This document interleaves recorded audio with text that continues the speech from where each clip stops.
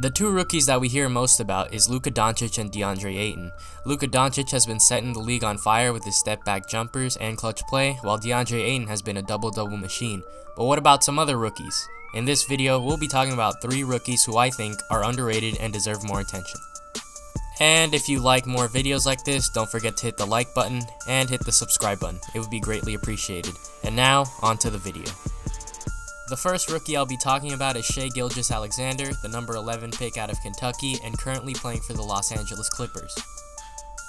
Gilgeous-Alexander stands at 6'6", has a 6'11.5" wingspan and weighs 181 pounds, all at the point guard position.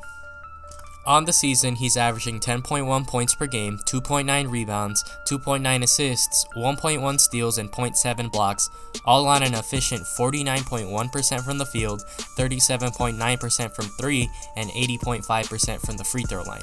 And to make these numbers even more impressive, he's only doing it on 25 minutes per game. In comparison to other rookies, he's 9th in points, 4th in assists, tied for 3rd in steals, and tied for 10th in blocks. One thing notable about Gilgeous-Alexander's game is his finishing. According to basketballreference.com, he shoots 64.6% at the rim, which is better than Wall, Harden, and Lillard. When watching him play, he just oozes with defensive potential. That 6'6" height and 6'11" wingspan allow him to switch between guards and forwards. Another positive about Gilgeous-Alexander's game is his shooting stroke, more particularly his three-point shooting. Coming out of college, he wasn't known as a three-point shooter, and that was one of the knacks on his game. However, it seems to me those critics were wrong. He's making a seamless transition from the college 3 to the NBA 3, shooting at 37.8% from the three-point line, about 3% above the league average.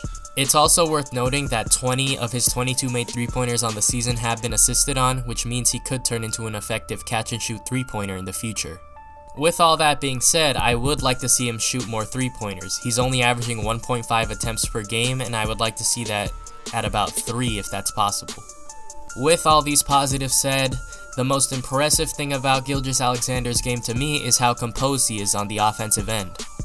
He's not flustered at all no matter the defense. If you play 2 up on him, he'll either drive by you for a layup, or he'll get to a spot and pull up over you with a mid-range jumper.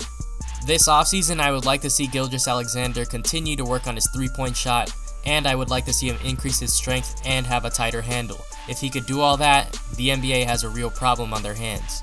The second rookie I'll be talking about is Wendell Carter Jr., the 7th pick of the NBA draft who currently plays for the Chicago Bulls. Standing at 6'10" and weighing 255 pounds, some may call Carter Jr. undersized for the center position. However, he more than makes up for this with his 7'5" wingspan. On the season, Carter is averaging 10.7 points, 7 rebounds, 1.8 assists, and 1.4 blocks per game, all on 49.4% shooting from the field, 20% from the three-point line, and 80% from the free throw line. In comparison to other rookies, he's 8th in scoring, 2nd in rebounding, 5th in blocks, and 3rd in double-doubles on the season.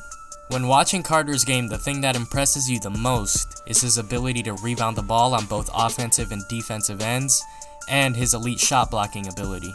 It's no surprise to anyone that he's doing so well in both these categories. This was the role he filled when he was playing in Duke. Another impressive thing about Carter's game is his passing ability. Numerous times when he's been doubled down low, he's been able to find shooters and hit them for the open shot. It won't be a surprise if later on we see him average at least 3.5 assists per game. Carter Jr. has also proven to be an effective finisher around the rim, despite what some may say is a lack of height. On the season, he's shooting 67% at the rim, thanks in large part to his solid frame and his long wingspan. He's able to either finish around defenders or go through them. My biggest concern for Carter Jr. right now is his shooting ability. He's only shooting 20% from the three-point line, and he can't shoot consistently from anywhere but the rim. On the season, on shots that aren't from the rim, Carter Jr. is shooting 77 out of 206, which is about 37.3% from the field. I know his mid-range jumper has looked a lot more consistent lately, but I would like to see him be more consistent overall. If Carter Jr. can stay out of foul trouble and work on his shooting and his strength this offseason, I believe we'll have a better rebounding Serge Ibaka on our hands. And finally, the last rookie that I'll be talking about on this list, the one who I think has potential to be a top 2 player in this draft class, or even the best player coming out of this draft class, is Jaren Jackson Jr. He was the 4th pick in the 2018 draft and currently plays for the Memphis Grizzlies. Looking at Jaren Jackson Jr., he's a physical beast. He stands at 6'11" and has a 7'4" wingspan. The thing is, he's only 19 years old, which means he may have a few years growing left in him. We could very well see a 7 foot or 7'1" Jaren Jackson Jr. at the age of 21. On the season, he's currently averaging 13.4 points per game, 4.7 rebounds, 1.2 assists, 1 steal, 1.6 blocks, all on 52% shooting from the field, 33.7% from the three-point line, and 78% from the free throw line. In comparison to other rookies, he's 5th in points per game, 5th in steals per game, and 2nd in blocks per game. Jackson's defensive skill is amongst the best in the rookie class. His defensive versatility is apparent when Memphis allows him to switch onto guards. He's able to keep them in front and able to goat them into a difficult shot or block their shot. He's able to do the same thing with big men, despite his 225-pound frame. The thing about Jaren Jackson's style of, blocking shots is that it's not when the defender releases the ball. If you watch his games, a lot of the times, he's able to predict when they're going to shoot and able to jump at just the right moment to stuff them. Let's also talk about Jackson's versatile offensive game. He's able to score from anywhere on the court. When finishing, he's able to use his wingspan to go around or over defenders.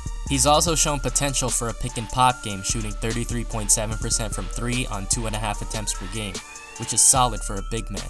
One of the more overlooked parts of his game is his passing. Although he only averages 1.2 assists per game, I've seen numerous clips where he has a great high-low game with Gasol, or he's able to kick it out for an open shot to shooters. Jaren Jackson Jr. has potential to be a terror on both ends of the court.